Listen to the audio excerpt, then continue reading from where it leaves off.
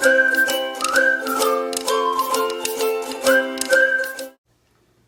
everybody, my name is Sarah and welcome to Yoga for Pelvic Health. As women, it's really important for you to understand why pelvic health is very important. Now your pelvis, you might be wondering, what the heck is it? Think of your entire spine all the way down to your sacrum. Your pelvic floor is a little hammock that extends from the front of your pubic bone to the back of your rectum. So it's a little hammock like this that also extends out to the side a little bit. That hammock, that pelvic floor, has 4 functions. The first function is that it supports all of your pelvic organs. So for us, that includes our rectum, our uterus, and our bladder. So it holds those organs up in place. The second thing it does is that pelvic floor holds and creates stability around the 3 canals you have. Your anal canal, your vaginal, and your bladder canal. Now, those pelvic floor muscles coordinate when those canals open and close so that they function when they're supposed to, the way they're supposed to. The third function of the pelvic floor is sexual function. So your sexual organs, your reproductive organs, are all part of your pelvic floor. And when your pelvic floor is stable and strong, it allows you to perform sexually without any pain or discomfort. And then the fourth function of the pelvic floor is that it creates stability at the bottom. It works with your core muscles, your hip, to allow your entire pelvic and core pelvic girdle to function appropriately, provide stability, strength globally so that you can function the way you need to. Now, most of our pelvic floor exercises involve you having your rooted down to the ground. So either sitting or lying down. We're not going to be doing any pelvic floor exercises standing. So to get started, we are going to lie down on our back with our knees bent like this. So one of the first exercises we want to do is called a pelvic tilt. Now, if you think of your pelvis, it tilts up and down like this. Normally when you sit, that pelvis shifts back a lot, and that's called posterior pelvic tilt. When you shift your body forward too much and you create that arch and you'll go back, that's called an anterior pelvic tilt. To have your core and your back stable, you want to rotate and tilt that pelvis up towards you so that it flattens your back. So what I want you to do is put both hands on the small of your back right over here, and we're going to tilt that pelvis up towards you so that you can feel the pressure on your hand as your back presses into it. This is a pelvic tilt. This is a great way to release your pelvic floor musculature, to provide the stability it needs, and to alleviate any pain or discomfort. When you do pelvic floor exercises, you should not feel it in your thighs, in your quads, because if you are, then that means you're not doing them correctly. Your pelvic floor, remember, you want to think about your lower abdomen, your pubic bone area. So a few more pelvic tilts right here. Feeling the back on your hands as you tilt that pelvis up. And the last one like that. Good. Release your hands back down. The next exercise we're going to do for pelvic health awareness is called pelvic clocks. So we just did a pelvic tilt in that you're rocking your body up towards 12 and 6. So pretend there's a clock sitting on your abdomen. The center of the clock is your belly button. 12 o'clock is up towards you. 6 is down below towards your pubic bone. 3 is to your left, and 6 is to your right. So we are going to do pelvic tilts, initially just going up towards 12 and 6. This is the easiest direction. Now, pelvic clocks are a really great exercise for you to become aware of tightness in your lower abdomen in all specific quadrants. You know, you don't want to focus just on the pubic bone area. You want to focus on everything. As women, we tend to hold a lot of stress in our abdomen, And the tighter our lower abs, the tighter it makes your pelvic floor. So now that we've done 12 to 6, let's try shifting the clock over to 3 o'clock this way. So you're keeping your butt cheek on the ground, but you're rocking your body, your abdomen, over to 3 o'clock like this. Now again, now that you're not going up and down, it becomes a lot more difficult for you because you're going to become aware of a lot more tightness that you might not have been aware of. So when you go to 3 o'clock, it's almost as if that left hip is coming up a little bit. That's okay. Couple more times to 3 o'clock. Now let's go to 6 o'clock. So that right hip is shifting your body over to 6 o'clock. And you're going to feel this on the right side. This might not be as tight as 3 o'clock. It may be tighter. Again, only you can feel your pelvic clock. And again, all of this is awareness of which quadrant of your lower abdomen you are holding tension. And pelvic clocks are a great way to release that tension. The more tense your pelvic floor, the harder it is for them to function, just like any other muscle. Good. Now, if you can, well, first let's just go back to 12 and 6. Get out of that side-to-side position. Going up and down might feel good again. I encourage you to go back to the 12 and 6 anytime your back feels achy or tight. Now we're going to try 5 o'clock. And again, this might be a little bit tricky for you. So 5 o'clock for you is towards your left hip flexor. So you're going to rock your body down. So you're doing a pelvic tilt down, but a little bit at an angle to the left thigh, just like that. So remember that pelvic tilting down, it's going forward at an angle towards 5 o'clock. You might notice some tension in your iliopsoas, your hip flexors, your hip crease. Again, this creates awareness and it helps alleviate any of that tension. So a couple more times going to 5 o'clock. 2, 1, relax. Do the pelvic tilt back to give you stability. Now we're going to go to 7 o'clock. So you're doing a pelvic tilt down at an angle towards the front of the right thigh where your 7 o'clock would be. Now if this is still very awkward for you, that's okay. You'll get used to it the more you do it. In the beginning, it's a very unnatural way for your abdomen and pelvis to move. That's because you haven't trained it to move that way before. So the more you do these pelvic clocks, the easier it becomes for you, and the more you can release your pelvic floor muscles. Couple more times going to 7, 2, 1, and relax.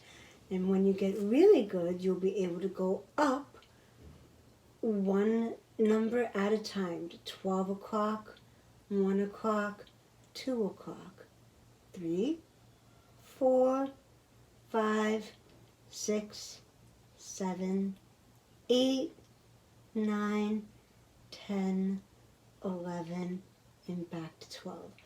So if you look at 3 to 6 and up, all those numbers, you're rocking your pelvis up. If you look at 3 to 6 down, 3 to 9 up, pelvic tilts up. 3 to 9 down towards 6 o'clock, it's pelvic tilts down. And then you're adding a diagonal direction to go in those. So practice doing these pelvic tilts, and then if you have any questions, I can definitely give you more one-on-one guidance if you like. All right, now from here, go back into that neutral pelvic spine, so rock that pelvis up. This is the foundational position for your pelvis. So whenever we do a pelvic floor exercise, I want you to come back into that pelvic tilt and start. Now, one of the things that I want you to do is we're gonna lift the top leg, the right leg, up to 90 degrees, back down, maintaining that pelvic tilt. Now lift up that left knee, back down, Maintain that pelvic tilt at all times. So if you want to put your hands on the small of your back, roll up, keep it there. That tactile guidance will let you know if you're compensating or not. As you pick up one leg at a time into 90-90, so that the knee, ankle, and hip all go into that 90-degree angle with each other as you're maintaining the pelvic tilt, pressing your back into your hands, keeping your pelvis stable as you pick up the legs. This should not hurt. If it does, ease off the pelvic tilt and then go back up into it. So you pelvic tilt, pick up the leg, relax away from the pelvic tilt. Pelvic tilt, pick up the other leg, relax the leg, relax the pelvis. Depending on where you are in your journey, how much pain you're in, you can do one or the other, either modified or like this. 2 more times. I'm going to go on the right side, pick up that leg to 90, and then on the left side, pick up that leg to 90, and relax your hands back down to your side, relax your pelvis, place your hands on the front of your abdomen, and now we're going to do abdominal massages with your hands. Now remember, not all pelvic dysfunction is because of tightness. Sometimes it is because of not all pelvic dysfunction is because of weakness. Sometimes it is tightness. So you don't want to build the strength, you want to relax it. Learning how to do a self-abdominal massage is very important. And again, we're going to come back to that pelvic clock. So your belly button is the center of that clock. You're going to place one hand on top of the other, and you're going to push that dial down towards 6 o'clock, down towards your pubic bone, like here. Now, even if you're not tight, even if you have a pelvic floor dysfunction, such as a prolapse bladder or polyovarian cystic, or if you're prepartum, postpartum, doing abdominal massages is a really great way to release tension in your body. So a couple more times at 6, and then massage at 7 o'clock. Go down at an angle from your belly button towards your right hip flexors. This should feel good. Couple more times here. Belly button down to 5 o'clock, diagonally towards your left hip flexors. Get a good abdominal massage here, massaging your organs in each quadrant. So believe it or not, your lower abdominal cavity has a lot of organs, and you want to massage the abdominal wall to relax those organs, allow them to function properly. Good. Now we're not going to go upward. It's very, it's not as important as going down towards the pubis. What we're going to do now is we're going to go at an angle. So pretend your hand is at 3 o'clock, and you're going to go along your left inner thigh diagonally towards your pubic bone right here. So doing this abdominal massage from 3 to 6 at an angle hits your hip crease. This should feel good. Don't forget to breathe as you go down and relax as you lift the hand back to the front. Couple more times here. Now we're going to repeat on the other side. You can switch your hands if you want. So 9 o'clock diagonally down towards 6 o'clock. Just like here. Massaging the lower abdominal cavity on the right side. This should feel good.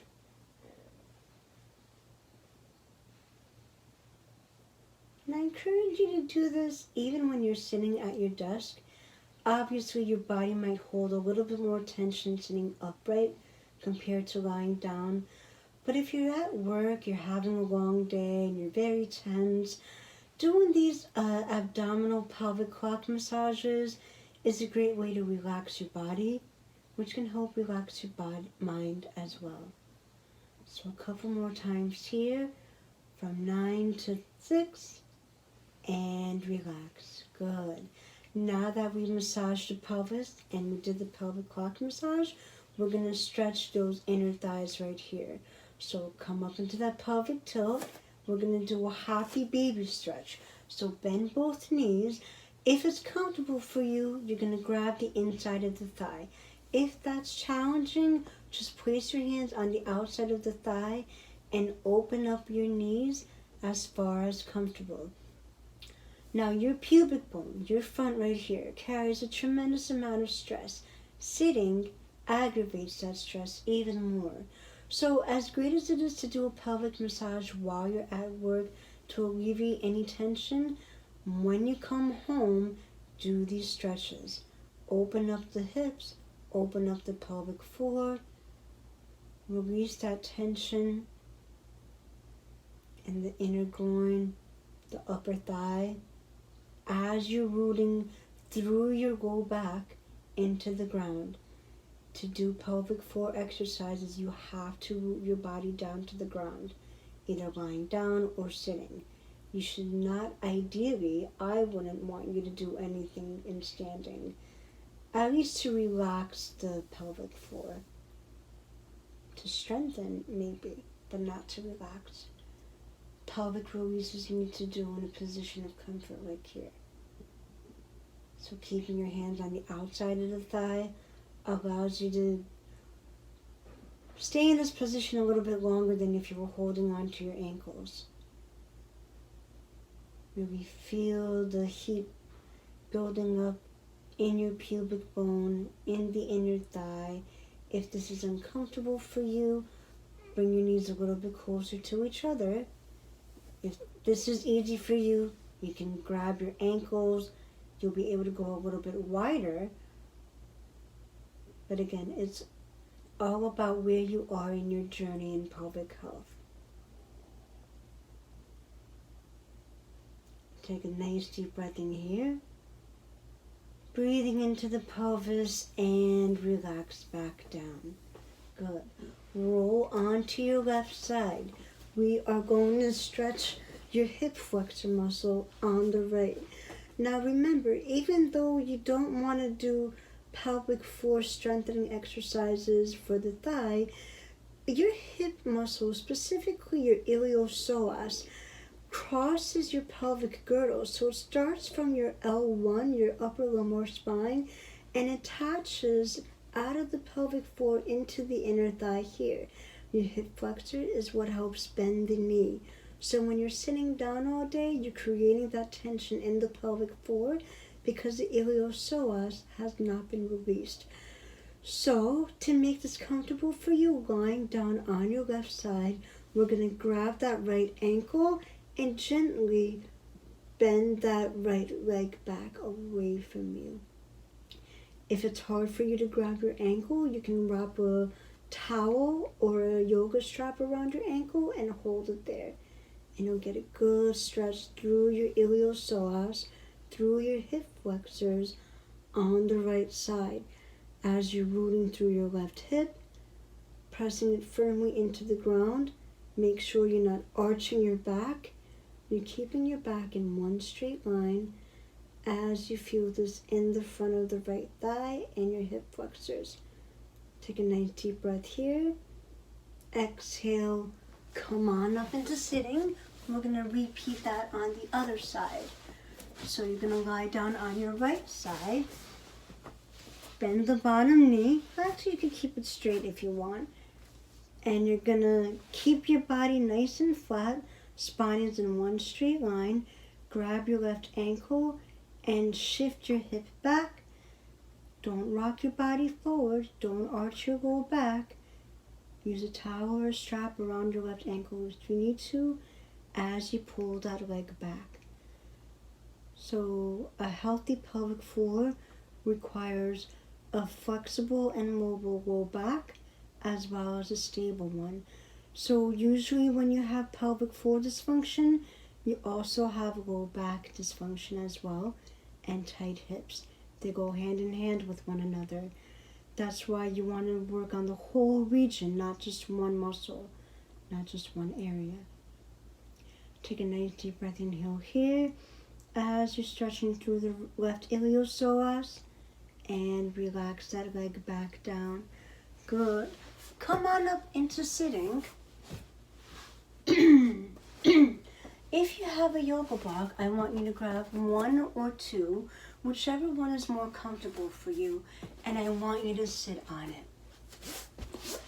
Now, sitting on a yoga block allows you to have a tall spine.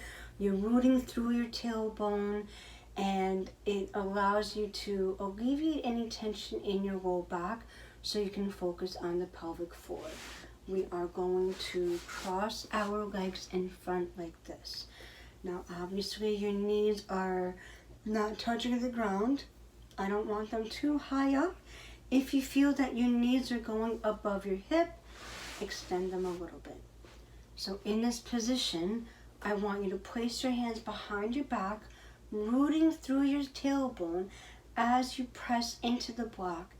Take a nice deep breath, inhale here, as you're opening up the inner thigh, your groin, in a seated position now. So remember, we did this in lying down. I want you to try it sitting on the block first to get a feel for how tight your knees and hips feel in an elevated position. And then, after a couple deep breaths, we're going to remove the block. Take a nice deep breath, inhale here. Breathing into any tension. Allow your knees to open a little bit more, or bring your feet a little bit closer to your chest. Again, you want this to be comfortable. Take a nice deep breath, inhale here into the groin, rooting through your sitting bone, and relax. Now let's get rid of the block. And you can see how this feels now without your low back supported. So without that block, your pelvis shifts forward a little bit more. So I want you to press both butt cheeks firmly into the ground, hands behind your back, shift your body up so you're still keeping a nice tall spine. Close your eyes, get a feel for how your inner thigh and groin feels in this position. If you'd like, you can place the yoga block underneath your knee.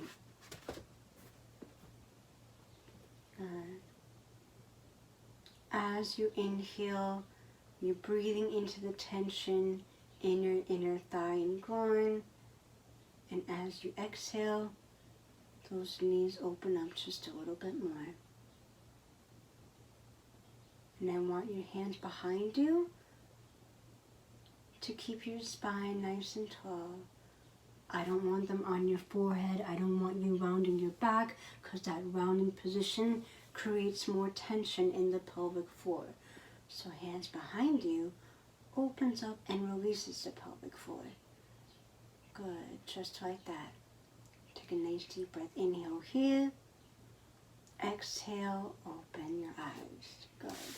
Now, we're going to keep the left foot the way it is. Cross the right leg behind you. Make sure you're sitting with, again, both butt cheeks firmly into the ground. But you're rooting more on the left side than you are on the right. Place one hand on the outside of your left thigh, one hand inside your left toe. Take a nice deep breath, inhale here, and you're going to twist to the left, placing your right hand on your left knee. Keep that back knee bent so that it keeps your right hip flexor relaxed. If you keep it straight, it creates a lot more tension than you want. The goal of this stretch is to open up the right hip flexor, using your breath to guide you. Take a nice deep breath, inhale here. Exhale, walk your left hand out to your left side. Reach your right arm up over your head. Look up at your right hand, pressing your left butt cheek and your left you're pressing your left butt cheek into the ground. Get a nice good stretch through the right side of your torso. And exhale, come on up. We're going to repeat all that on the other side. So the right knee gets crossed in front, left knee is crossed behind you. Shift your weight forward so that you're putting emphasis on the right butt cheek. Right hand outside your left thigh, right thigh, left hand on the inside. Take a nice deep breath. Inhale, exhale, look over to your right. Good. Get a nice stretch through the front of the left hip flexors. Your left iliopsoas. Keeping your spine nice and tall and elongated. It should feel good. Excuse me. Take a nice deep breath. Inhale here. Exhale. Reach your right hand out to the side. Left arm comes up over your body. Getting a good stretch through the left torso. The left side of your body as you look up to the left elbow. Take a nice deep breath. Inhale here. And exhale, come back up. One last stretch we're going to do a hip flexor stretch in a low lunge position. Grab one block or two. Come into a tabletop pose. And what I want you to do is bring your left foot in front of you. Your right, the block inside the left thigh, the left knee. Now, put your hand on the block, tuck that right toe in, pick up that knee and shift it back a little bit more, and then uncurl your toe. When you uncurl your toe, you automatically allow your hips to sink a little bit deeper. Placing your hands on your block allows you to maintain a straight spine without putting any tension or rounding your back like this. So remember, when we're working the pelvic floor, we want to alleviate tension in the low back and the hips to do a pelvic release. If you're holding tension in any of those positions, you're not getting a proper release of the pelvic floor. Take a nice deep breath. Inhale here. Now, if you're using two blocks, you can have one block on each side of the knee so that you're sitting a little bit taller. As you loosen up, you'll gradually be able to just use one block, lower it down, both hands on the inside of the left thigh. Good. One more deep breath. Inhale here. Breathing into your pelvic floor, opening it up. And exhale, bring that left foot back. I'm going to repeat on the right side. So the right foot comes up, block is inside the right foot, tuck that left toe in, pick up that knee, shift the leg back a little bit, uncurl your toe, both hands on the block as you allow your hips to sink a little bit deeper. Get a feel for how the left iliopsoas, your left hip flexor feels compared to your right.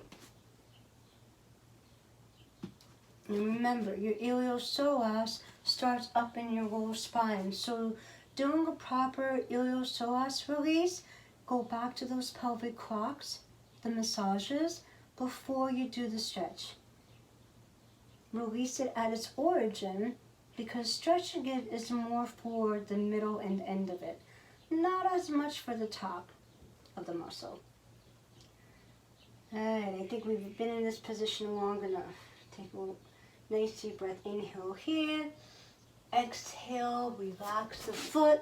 Come back down and relax. So bring the block to the side. Sit in a comfortable seated position. Hand on your knees.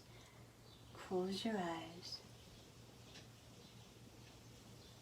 Allow your breath to slow you down. 4-second inhalation through the nose. Exhale out through your mouth for 8 seconds. Inhale through your nose for 4. Make your exhalations twice as long as your inhalations to truly calm your mind, your body, letting go of any tension you're holding or carrying anywhere. As women, we carry a lot of stress in the lower abdomen in our pelvis. Nurture it, take care of it. Now, one thing we did not discuss in this video are Kegels. Kegels aren't always appropriate. Remember, if you have increased tightness in your pelvic floor, Kegels can make you tighter. If you have a pelvic floor dysfunction where you have become unstable, Kegels will be beneficial. If you have questions about whether Kegels are appropriate for you, comment below and I will comment back to you individually. Again, no two women go through the same pelvic health experience. We have a lot of factors that affect our individual pelvic health. Don't compare yourself to anybody else. Listen to your body and what it is telling you, not what someone else's body is telling them. That might not be good for you the way it is for them. Rooting your pelvis through the ground, opening up the hips, keeping your core stable, allows your pelvis to function properly. I hope you found this video helpful. If you have any questions or comments, comment below. Again, come back to your breath to breathe into any tension and relax. If you have issues of prolapse bladders, endometriosis, if you're pre or postpartum, no two pelvic dysfunctions are alike. If you have questions specific for me, I look forward to helping you individually. Namaste.